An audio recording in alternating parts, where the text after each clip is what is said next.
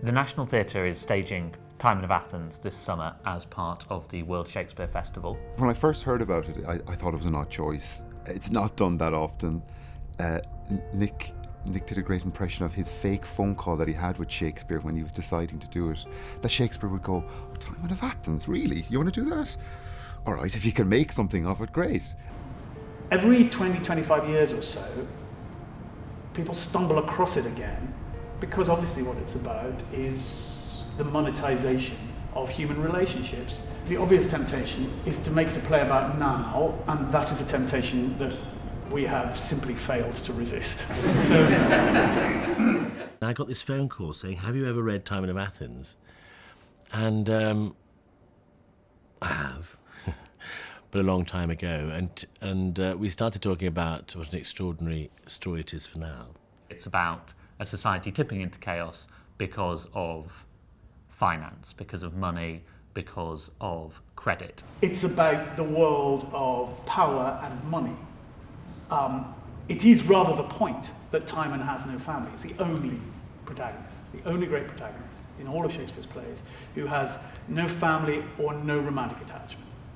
He's very often portrayed as a man who's a party goer and a sort of extravagant self-indulger who then loses all his money, as we know, and becomes, in our version, a down and out.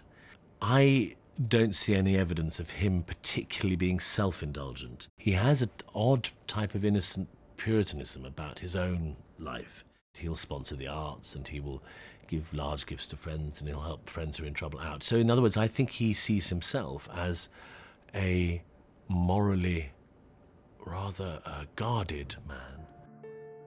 I think we've really been able to point up the things which we think make this a very pertinent and prescient play for us to be doing now. There are things in the play which sort of currents and undercurrents in the play which we've maybe turned up a little bit in the mix so that you really get a sense of the world that he's talking about and its relationship to the world that we see outside our windows in London every day. What Nick and Ben have done is take the brilliance of Shakespeare's writing and structured it to make a fantastic script and a contemporary setting for that script as well, which I really think people will love. The text is almost more than any other Shakespeare play really corrupt. The play that we have, the play that was published in the first folio of Shakespeare's complete works, is not a complete play. The presumption is that it wasn't performed when Shakespeare was alive. It wasn't ready. It was an early draft between Shakespeare and Thomas Middleton. And it's just a mishmash of lots of ideas. Lots of scenes don't go really anywhere. Characters kind of just disappear.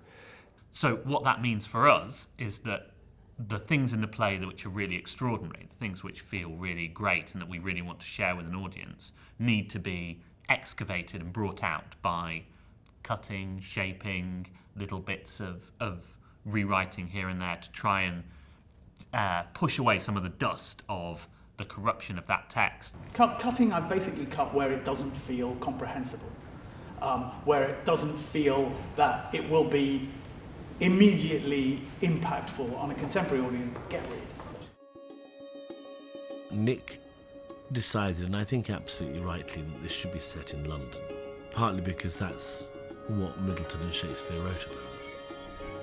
I think that the ambience that we're going for is really very high-end London. We're talking about the top strata of society. The address that we're sort of thinking that Timon lives at is Eaton Square, and the second half is in the wilderness. It came to our minds, both Nick and I, that what about if we had this environment that was a building site. I think of those steels coming out of the concrete columns. So that was an immediate starting point. And then I suddenly thought this could become quite sculptural and quite interesting. It could also become a forest. It could also become echoes of Greek ruins. And so it became more and more abstract. It became more of a metaphor.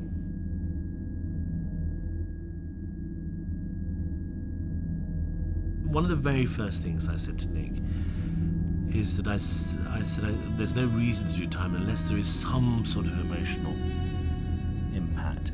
And I suppose the emotional impact is largely invested in the character of Timon. There is, I'm sure, a way of making his predicament moving. It's a savage explosion of misanthropy, rage, disillusion, cynicism, in the face of the realization that the world is entirely in the grip of financial transaction.